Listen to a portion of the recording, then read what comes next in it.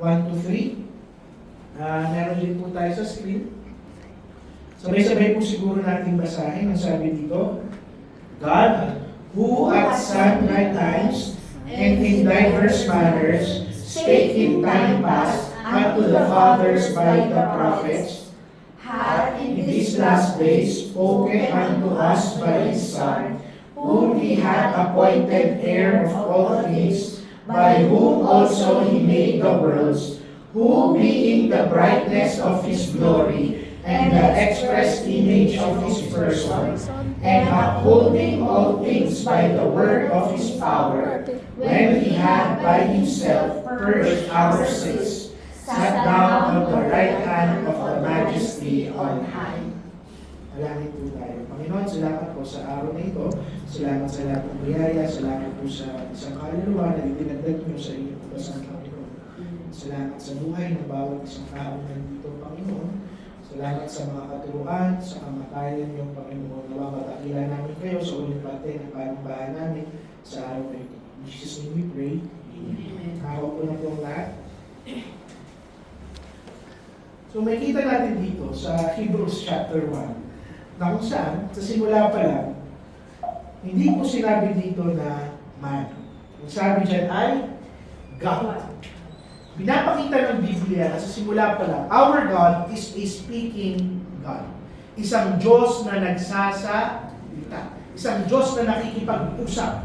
At kung titingnan nyo yung creation sa Genesis 1:1, hindi nagsimula ang mundo sa salita ng tao. Nagsimula yan, and God said. Sa buong history ng tao, kailanman ay hindi na nahimik ang Panginoon o hindi siya lumayo sa mga tao. Pero sa kanyang grasya ay ipinakilala niya ang kanyang sarili sa mga taong makasalanan. Nakipag-usap siya kay Adan doon sa Garden of Eden.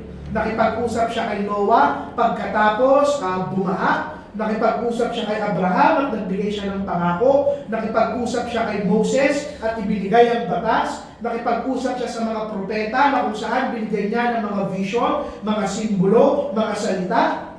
At yung lahat ng pagpapakilala ng Panginoon sa kanyang sarili ay totoo, banal, at kinakailangan. At itong opening verses ng Hebrews, makikita nyo na kinukumpronta kaagad tayo ng isang katotohanan. Lahat ng boses, lahat ng mensahe, lahat ng revelasyon na ibinigay ng Panginoon sa mga naunang tao noong Old Testament, lahat yan ay papunta lamang sa isa at huli na mensahe ng Panginoon. Patungkol yan sa kanyang anak na si Jesucristo. At makikita natin dito, ang sabi dito, that God has spoken in His Son. Hindi sa pamamagitan ng kanyang anak, kung hindi sa kanyang anak. Ano ang ibig sabihin? Na ang ating Panginoong Jesucristo, hindi lang siya isang simpleng propeta. Siya yung pagkakaisa at pinakadulo, pinakamataas ng lahat ng revelasyon ng ating Panginoon.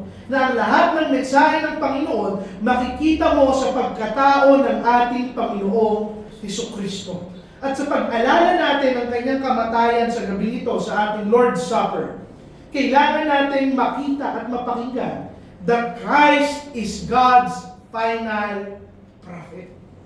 Si Kristo na ang huli at pinakamaganda at pinakamagaling na propeta ng ating Panginoon.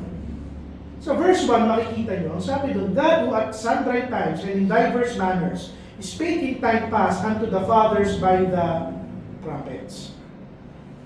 Nagsasalita ang ating Panginoon noong unang kapanahunan sa Old Testament. Nakikipag-usap ang ating Panginoon. At makikita nyo na simulan yung verse na ito sa isang theology, isang katotohanan na Panginoon ang unang nakikipag-usap. At ipinapakita sa atin ito na ang Kristyanismo ay hindi katulad ng ibang relihiyon dito sa mundo. Buddhism, sino ang nag-imbento ng Buddhism? Tao. Hinduism, tao. Catholicism, tao. Hindi tayo sumasamba sa isang Diyos na na-discover ng tao. Hindi tayo sumasamba sa isang Diyos na ginawa ng katang-isip ng tao. Sumasamba tayo sa isang Diyos na siya mismo ang nagpakilala sa atin. At yung revelasyon ng ating Panginoon, hindi yan patungkol sa tao na sinusubukang umakyat papunta sa ating Panginoon. Yung revelasyon ng Panginoon ay Diyos na bumaba upang abutin at makipag-usap sa mga makasalanan katulad ko at katulad niyo. And this is an act of grace. This is an act of mercy. Tandaan niyo, walang obligasyon ng Panginoon na magpakilala sa atin. Walang obligasyon ng Panginoon na ipakita niya sa atin kung sino siya. Pagkatapos magkasala ni Adan at ni Eva, kung nanahimik ang Panginoon at hindi siya gumawa ng paraan na makilala siya ng mga susunod na henerasyon, okay lang yun. Justice yun. Hindi siya obligado. Pero imbes na kung saan manahimik siya, pinili ng Panginoon na magsalita sa pamamagitan ng kanyang propeta at yung bawat isang henerasyon ay nakakakilala sa ating Panginoon. Pero tingnan nyo yung nature, kung paano siya nakikilala ng mga naunang mananampalataya sa atin sa Old Testament. Ang sabi doon, sundry times and in diverse manners. Pinapakita niya na progressive yung pagpapakilala ng Panginoon. Ibig sabihin, sa panahon ni Adan, hindi niya kagad ibinuhos yung lahat ng kanyang revelasyon. Hindi niya ibinuhos yung lahat ng kanyang salita at mensahe. Nagpro-progress. Makikita niyo na kung saan, piece by piece, henerasyon ng henerasyon, era by era, iba-iba yung pamamaraan ng ating Panginoon. Kaya sabi doon, diverse manners. Diba? May mga propeta na kung saan nalalaman nila yung mensahe ng Panginoon sa mga pagitan ng panaginip, visions, batas, seremonya, mga sakripisyo, mga kanta katulad ni David, poetry katulad ni Solomon, mga propesiya at history. Pero magugulat ka, sa bawat isang revelasyon ng Panginoon, hindi nagbabago yung kanyang mensahe. Totoo, inspired, may otoridad. Pero kung titignan mo, yung bawat mensahe ni Adan, yung mensahe ni Noah, yung mensahe ni Moses, yung mensahe ni David, yung mensahe ni Solomon, pag tinignan mo lang yan sa kanyang sarili, hindi pa ito yung final na mensahe ng ating Panginoon. Bibigyan ko kayo ng isang example. Sa lahat ng preaching natin kay David, itinuturo lang ng buhay ni David na may darating na Messiah. Pero hindi yun yung culmination, hindi yun yung peak, hindi yung pinakamataas na mensahe. Makikita mo yung kabuuan ng mensahe ng Panginoon sa buhay ng kanyang anak na si Jesucristo. Lahat ng nangyari sa Old Testament, shadowing lang yan. Types lang yan ni Christ, pero lahat yan, hindi pa yan yung kompletong larawan ng mensahe ng ating Panginoon. Ano yung gusto kong puntuhin? Yung mga naunang propeta sa ating Panginoong Jesucristo, limitado sila. Totoo, matapat sila. Lingkod sila ng Panginoon. Yung mga sinasabi nila ay galing sa ating Panginoon. Pero mensahero lang sila ng salita ng Panginoon. Si Jesus Christ ba mensahero ng kanyang Ama? Hindi. Alam niyo kung ano siya? Siya mismo yung mensahe. Yun yung pagkakaiba niya sa ibang propeta. Yung ibang propeta, dinadala yung mensahe ng Panginoon. Si Kristo, siya yung buhay na pagkatao ng mensahe ng ating Panginoon. Yung mga mensahero ng Panginoon, yung mga propeta, dineliver lang nila yung message. Itinuro lang nila, ipinasa lang nila. Pero ang ating Panginoong Jesucristo, siya mismo yung mensahe. Sila Moses, totoo yung salita nila, pero hindi kompleto. Makapangyarihan yung ministry nila, pero temporary. Hindi na nagtagal. Yung mensahe nila, itinuturo lang sa mga tao na may darating pang mas mahigit sa kanila. Si Moses, ano yung pinangako ni Moses? Nangako siya sa mga Israelite ng isang propeta na mas magaling kesa sa kanya. Si Isaiah, ano ang itinuro? Nakakita siya na balang araw may isang lingkod na magdudusa para sa kanila. Si David, anong itinuro? Na may darating na hari na mas magiting pa kesa sa akin.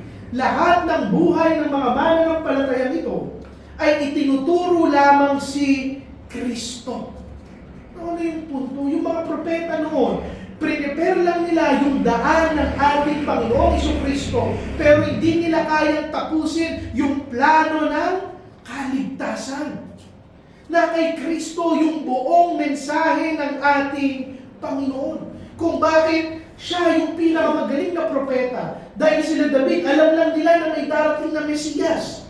Si Kristo yung buong buhay niya hanggang sa kanyang kamatayan at muling pagkabuhay, sasabihin sa iyo ang daan ng kaligtasan. At tingnan nyo, sa verse 2a, anong sabi doon? Hath in these last days spoken unto us by His Son. The God, sabi kanina, who spake in time past, dati, nakaraan, ng Old Testament, sinasabi ngayon ay nagsasalita in this last day, sa mga huling araw. Marami pong preacher ang nagkakamali, ang iniisip nila dito, history, chronology, timing, pero hindi. Ang sinasabi dito sa mga huling araw, ang pagkumpleto ng Panginoong Jesucristo sa mensahe ng kanyang Ama. Ibig sabihin, wala nang idadagdag pa sa revelasyon ng ating Panginoon. Kung gusto mong makita kung ano yung mensahe ng buong Biblia, magmula kay Adan sa Genesis hanggang sa Revelation, lahat yan ay nakasentro sa ating Panginoong Jesucristo. Wala nang iba pang daan ng kaligtasan. Walang ibang daan ng kapatawaran ng ating kasalanan kung hindi ang magtiwala sa buhay ng ating Panginoon at sa kanyang kamatayan. Ano yung punto dito ng Ama? Si Jesus Christ, hindi siya yung susunod na chapter sa mensahe ng ating Panginoon. Siya yung conclusion sa mensahe ng ating Panginoon. Sa Kanya magtatapos ang lahat ng bagay. Hindi mo na kailangan mag-antay pa ng isang propeta ngayon sa ating kapanahunan. Hindi mo na kailangan ng isa pang vision o isang propesiya o isa pang salita na manggagaling sa langit. Kumpleto na ang buhay ng Panginoong Jesucristo. Ito yung mensahe. Siya yung mensahe. Yung salita ng Panginoon na inaaral natin, this is Christ.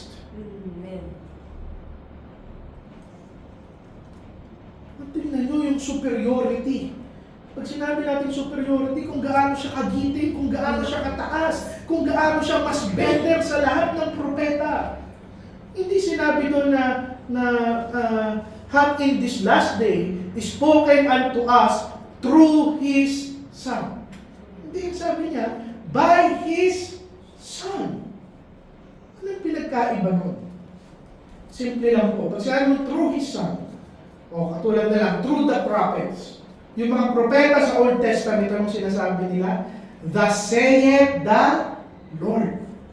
Sasabihin ko yung mensahe sa inyo at dudugtungan nila, thus saith the Lord. Sabi ng ating Panginoon. While sa Isaiah, sasabihin niya, may darating na servant na magdudusa para sa atin. Sabi ng ating Panginoon. Pero si Christ, paano siya magsalita? Sinasabi niya bang thus saith the Lord? Hindi. Sabi ng Panginoong Jesucristo, verily, verily, I say unto you. Siguradong sigurado, sasabihin ko sa iyo. Hindi yan sinasabing sabi ng aking Ama, sabi ng aking Panginoon. At sasabihin niya, sasabihin ko sa iyo. Bakit ganun yung salita niya? Dahil siya yung Diyos. Siya yung tagapagligtas. Siya yung buong mensahe. Ano yung punto? Yung salita ng Panginoon, siya si Kristo. Si Kristo ang salita ng Panginoon. Si Kristo yung incarnation, yung buhay na salita ng Panginoon. At kapag nire-reject ng tao yung salita ng Panginoon, inaayawan nila yung itinuturong daan ng kaligtasan. Hindi yung Biblia yung inaayawan nila kung hindi si Kristo. Naunawaan niyo ba kung bakit mas masakit yung palo ng Panginoon at parusa niya balang araw sa mga taong nakarinig ng salita niya at hindi ito tinanggap? Dahil hindi salita ng Panginoon ang kanilang tinatanggihan. Kung hindi yung nag-iisang anak ng ating Panginoon na si Kristo. Unawa niyo ba yung lalim ng pagiging propeta ngayon ng ating Panginoon? Natingnan niyo yung personal nature ng pagiging revelasyon ng ating Panginoon. Pasabi kong personal nature, kung gaano ka-personal sa atin. Kanino daw isinabi sa atin? Hath in these last days spoken unto us. Sa atin sinabi. Personal. Ibig sabihin, sa kada oras at araw na maririnig mo ang kanyang salita, na makikilala mo ang ating Panginoong Jesucristo, hindi siya nakikipag-usap sa katabi mo, sa'yo.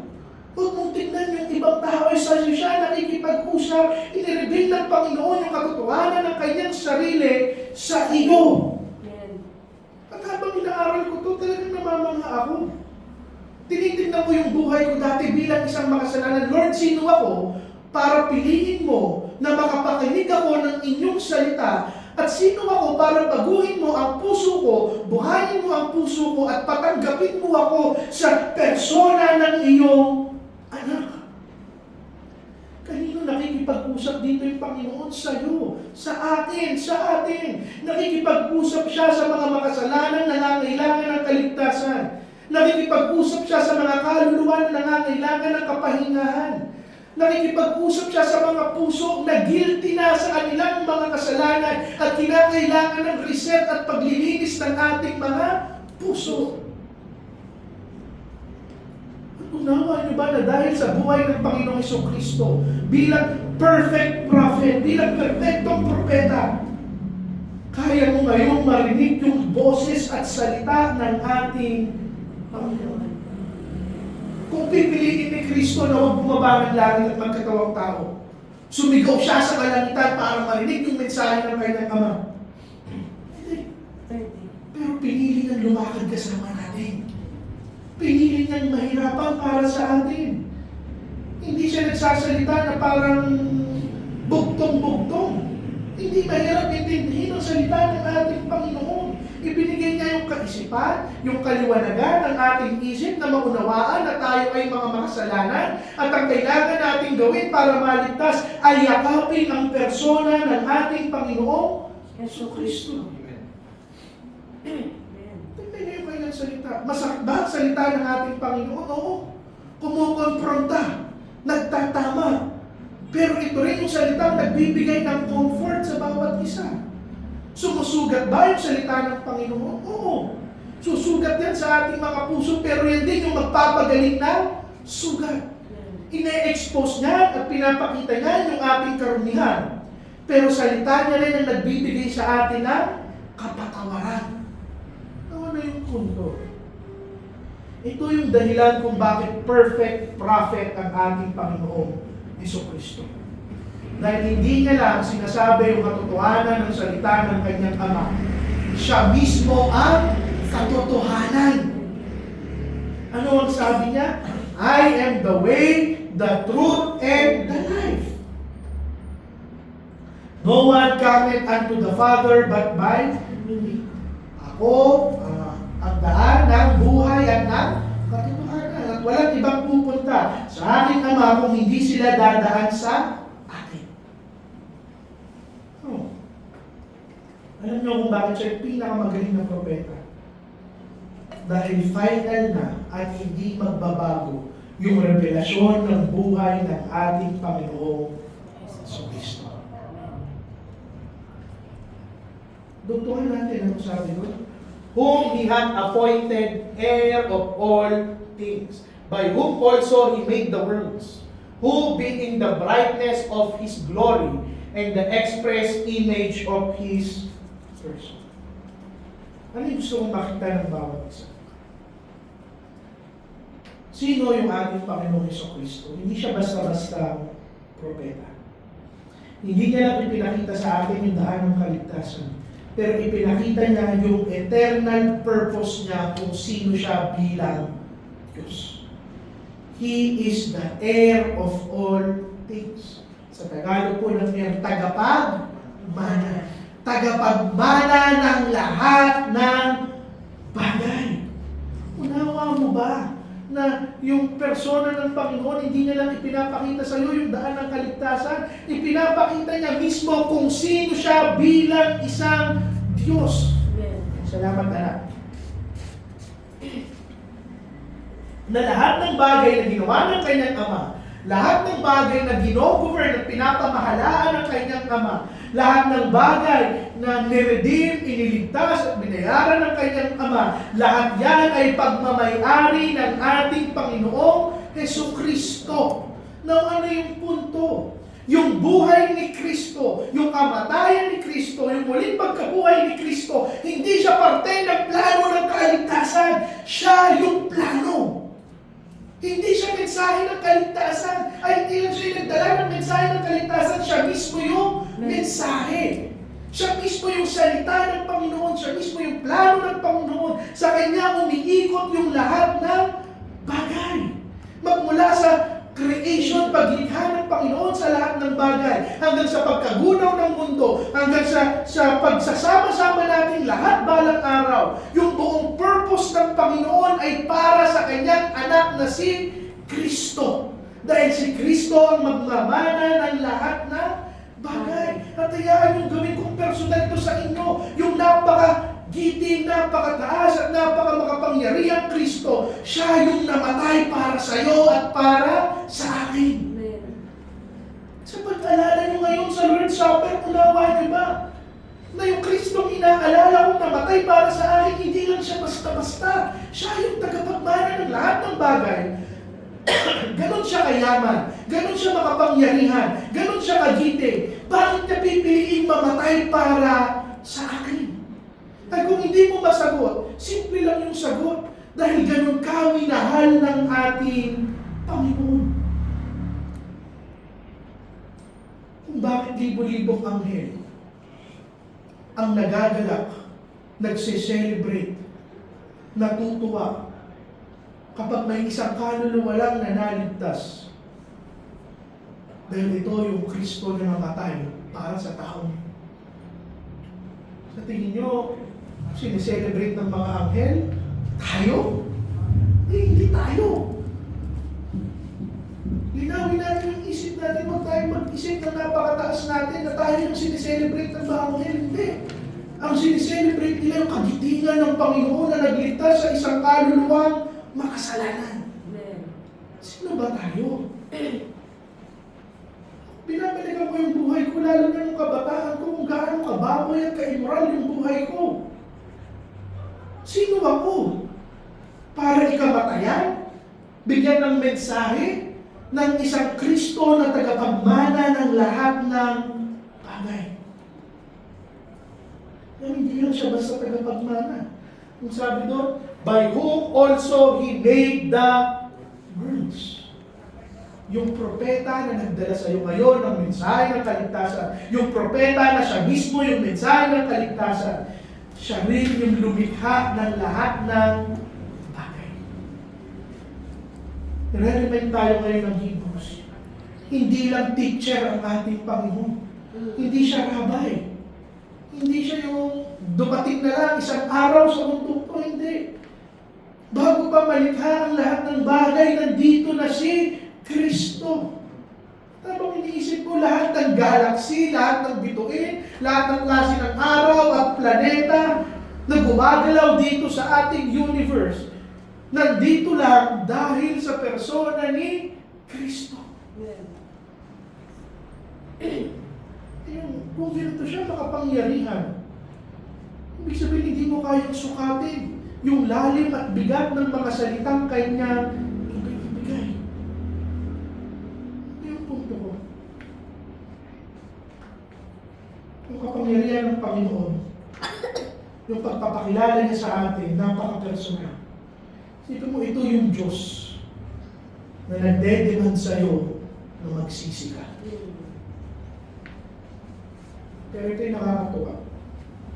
Yung Diyos na nagdedemand na magsisi ka, pagsisihan ng puso mo yung kasalanan, siya rin yung Diyos na lumikha ng iyong puso. Yung Diyos na nangangako ng kapahingahan. Siya din yung Diyos na gumawa ng kaluluwa mo, na nagde-desire ng kapahingahan. Ang salita ng ating Panginoong Jesucristo kung bakit ang makapangyarihan? Because Christ is the Creator. Siya yung manlilikha ng lahat ng bagay. At hindi ba tayo natatakot na kung saan huwag pakinggan yung salita ng Diyos na lumikha ng lahat ng bagay na ito? Kung kaya niya likhain yung buong mundo sa isang salita, kaya kanya kunin sa isang salita.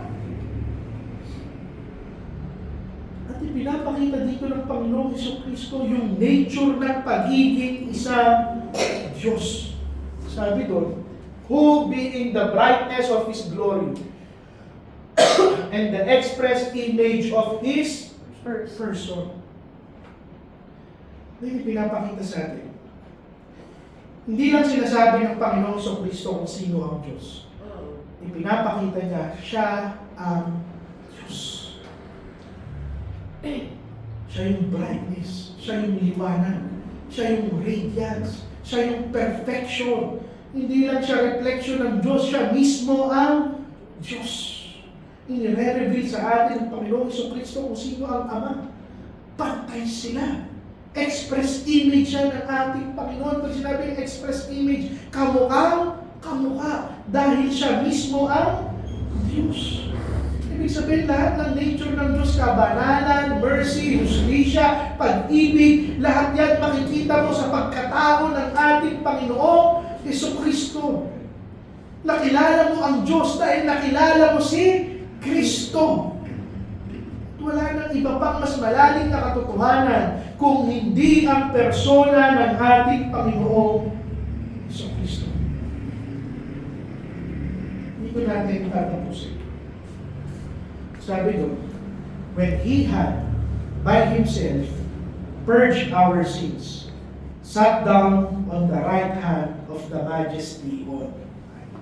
Sa Tagalog, sabi, pagkatapos niya, bayaran, alisin yung ating mga kasalanan, naupo na siya sa kanang kamay ng kanyang Ama sa langit. Ano yung punto? Kung bakit siya yung pinakamagaling na propeta. Yung mga propeta, kaya lang nilang ituro yung darating na Messiah. Pero yung Panginoong Jesucristo, yung kanyang mga salita, kinumpirma ng lahat ng bagay na ginawa niya dito sa mundo. Ano yung punto? Mga propeta, binabanggit lang nila, tinuturo lang nila yung mga salitang galing sa Panginoon, pero hindi nila kayang tapusin, kompletuhin yung trabaho na inilatag ng ating Panginoon. Yung mensahe nila, it only pointed forward, tinuturo lang yung darating na Mesiyas. Pero nung natapos yung buhay nila, tapos na rin yung kanilang ministry. Pero si Kristo, hindi lang siya nagsalita ng katotohanan. Ipinabuhay niya yung katotohanan. At ano yung sabi? Paano niya kinumpirma yung kanyang salita? Binayaran niya ang ating kasalanan. He purged our sins. Ibig sabihin yung revelasyon niya, yung mensahe niya, hindi lang salita, hindi lang theory. Yung revelasyon niya, tinapos ang plano ng kaligtasan. Kinumpirma ng salita ng ating Panginoon na siya yung tunay na Diyos. Kapag itinuro niya yung kapatawaran, siya yung nagbibigay ng kapatawaran. Nung in-announce niya yung daan ng kaligtasan, siya yung daan ng kaligtasan. Ito yung tunay na propeta ng ating Panginoon.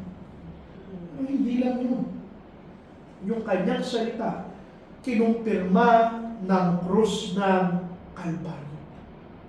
Sabi doon, when He had by Himself purged our sins.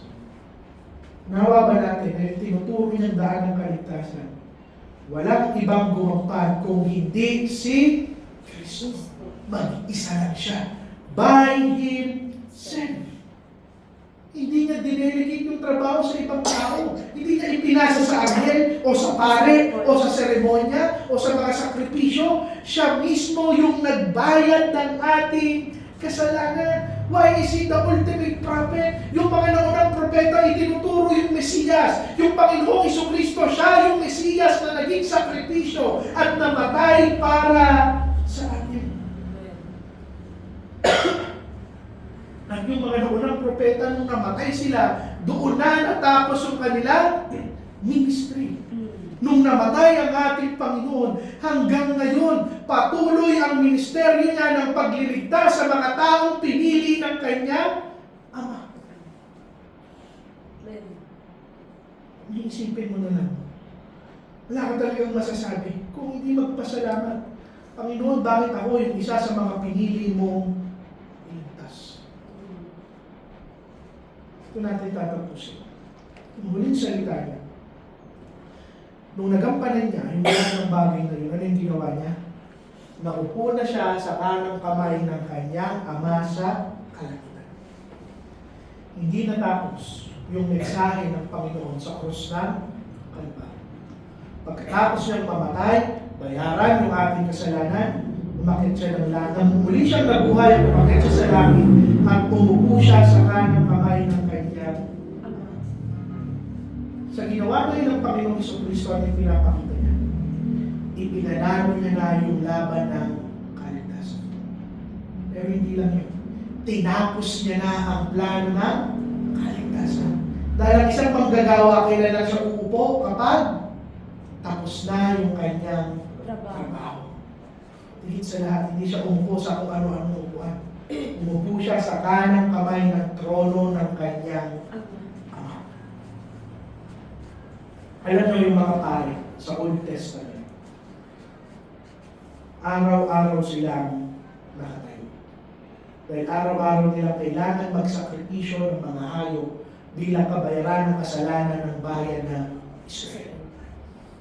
Hindi sila umuupo dahil hindi natatapos yung kanilang trabaho. Pero si Kristo, tinapos niya. Ano rin yung punto nito? Dahil umupo siya at tapos ang trabaho ng kaligtasan, wala ka nang idadagdag sa daan ng kaligtasan. Hindi mo kayang magpakabuti para dagdagan yung kamatayan ng Panginoon. Hindi mo kailangan magbigay ng kung ano sa kapwa mo o manalangin man lang. Kailangan mo lang gawin. Magtiwala ka na tinapos na ng Panginoon yung daan ng kaligtasan. At kung pupunta man tayo sa langit, hindi sa ating kabutihan. Dahil sa ginawang trabaho ng propeta ng ating Panginoon na si Kristo. At dahil umupo siya sa kanang kamay ng kanyang Ama, ano yung sinasabi sa atin? Tinanggap ng kanyang Ama ng buo yung sakripisyo niya para sa atin. At itong final na katotohanan na ito, tinatahin ito yung lahat ng gusto kong sabihin sa gabi na ito. Bilang huling propeta ng ating Panginoon, siya yung nagbigay ng huling salita sa atin. Siya yung tumapos ng plano ng kaligtasan. At siya ngayon yung naghahari sa lahat ng bagay.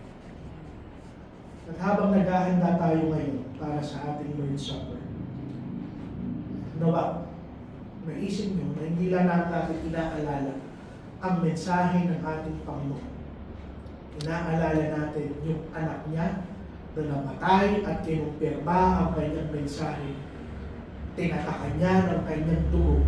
Sinigurado niya ng kanyang muling pagkabuhay. At binigyan niya ng otoridad dahil naghahari siya ngayon sa kalangitan kasama ang kanyang Ama.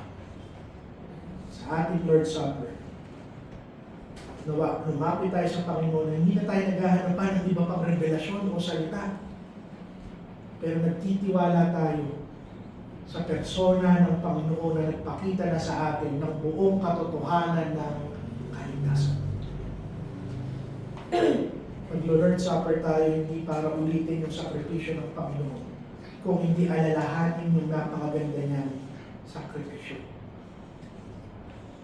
Nandito tayo ngayon at kakain ng tinapay, iinom ng alak para alalahanin that He had by Himself purged our sins. Dumago tayo ngayon sa ating Santa Cena. Iniimbitahan ko po ang lahat na tumayo.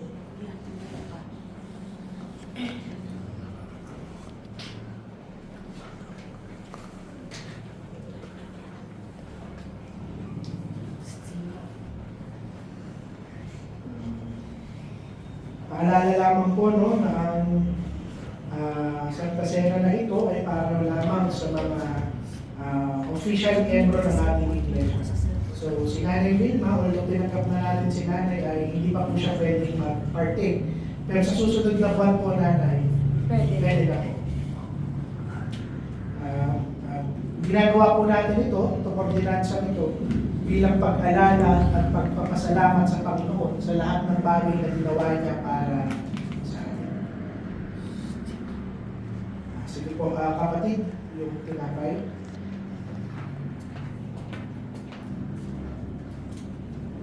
Ang sabi po sa 1 Corinthians 11, 23 hanggang 24, For I have received of the Lord that which also I delivered unto you, that the Lord Jesus, the same night in which He was betrayed, took bread, and when He had given thanks, He brake it and said, Take, eat, this is my body, which is broken for you, this do in remembrance. Panalangin po natin ang tinapay na ito. Panginoon, salamat po sa araw na ito. Salamat sa pag-aalala namin sa inyong kamatayan. Salamat sa inyong katawan na nadurog, nabayubay, nasaktan. Namatay sa krus ng Kalbaryo.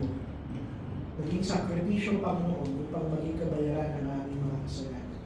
Salamat, Panginoon, sa napakagiging mong sakripisyo. Salamat sa pagiging mensahe, pagiging propeta, pagiging katotohanan ng plano ng kaligtasan. Tawarin mo kami sa aming mga kasalanan. In Jesus' name we pray. Ang tinapay pong ito ay sumisimbolo sa katawan ng ating Panginoon na nadurog at nabayubay sa krus ng Kalbaryo upang maging kabayaran ng ating mga kasalanan.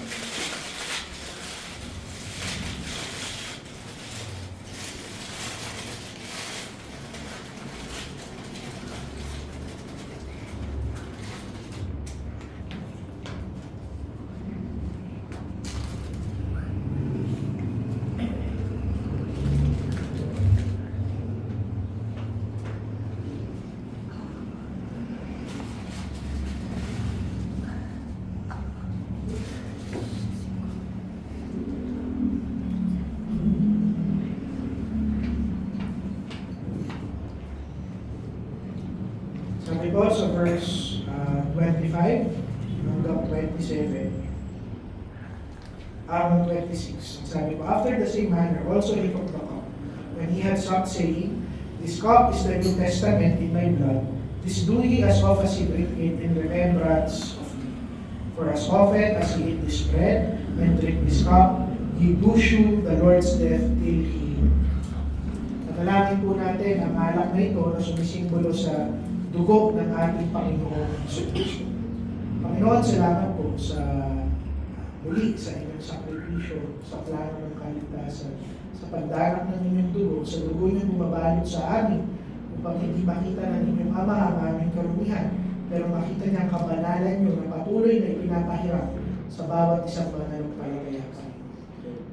Patawad niyo ang aming mga kasalanan, Panginoon, at salamat muli sa sakripisyo niyo at kamatayan. Ito lamang ang aming dalangin. In Jesus' name we pray.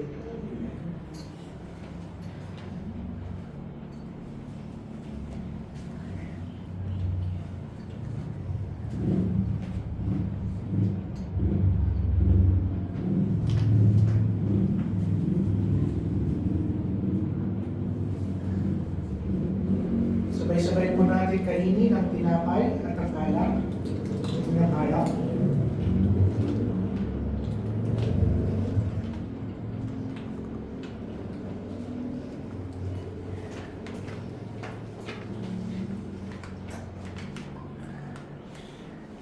Salamat kapatid.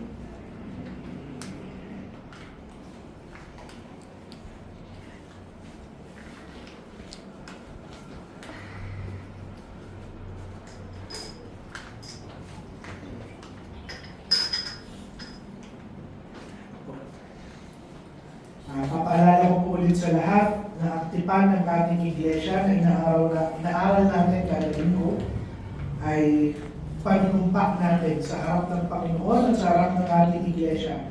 Nagagampanan natin ang mga responsibilidad na ito bilang miyembro ng ating iglesia. Bilang mga pinangunahan gaya ng aming paniniwala ng Espiritu ng Diyos upang tanggapin ang Panginoong Jesucristo bilang aming tagapagligtas at sa pagpapahayag ng aming pananampalataya bilang kabautismohan sa pangalan ng Ama at ng Anak at ng Banal na Espiritu. Ginagawa namin ngayon sa presensya ng Diyos, mga anghel at ng kongregasyon ito, ng buong taimtim at may kagalakang pumapasok sa pakikipagtipad sa bawat isa bilang isang katawan ni Kristo. Kami nga ay nagkakasundo sa tulong ng Banal na Espiritu na lalakad sa mga Kristiyanong pag-ibig. Kami ay magsusumikap na isulong ang iglesyang ito sa kaalaman, kabanalan at kaaliwan. Itataguyod namin ang kanyang kaunlaran at espiritualidad. Ipagpapatuloy ang pagsamba ng ordinansa, disiplina at mga doktrina. Ipapakita na sagrado at dakila ang iglesia ng higit sa anumang institusyon na itinatag ng tao. Mag-aambag na may kagalakan at palagi upang masuportahan ang ministeryo, gastusin ng iglesia, pagsaklolo sa mahirap, at pagpapalaganap ng ebanghelyo sa lahat ng mga bansa. Kami rin ay nagkakasundo na pananatilihin ang pamilya at pansariling pag-uulay. Matapat na tuturuan ang aming mga anak. Hahangarin ang kaligtasan ng aming mga kamag-anak at kakilala. Mamumuhay ng buong ingat sa mundo. Mananatiling matuwid sa aming pakikitungo, matapat sa aming kasunduan, at kapuri-puri sa aming pagkilos. Iiwasan ang pagkipag-away, paninirang puri at matinding galit. Iiwasan ang pagtitinda at paggamit ng inuming na kalalasin at maging masigasig sa aming pagsisikap na maisulong ang kahayaan ng aming tagapagligtas. Karagdagan sa aming napagkasunduan na magtatanod sa bawat isa ng may magkakapatirang pagmamahal. Alalahanin ang bawat isa sa panalangin. Magtulungan ang bawat isa sa karamdaman at dalumhati. Linangin ang mga Kristiyanong awa at magalang na pananalita. Maging mahingahon, laging handang makipagkasundo, at alalahanin ang utos ng ating tagapagligtas, pagtibayin at huwag ipagpaliban. Higit pa rito, kami ay nagkakasundo na kung kami ay lumisan sa lugar na ito, kami ay daghiyang makikisa sa ibang iglesia na kung saan aming may sasakatuparan ang diwa na ito at ang mga prinsipyo ng salita ng Diyos. Maraming salamat po, makakaupo na po kayo. Bago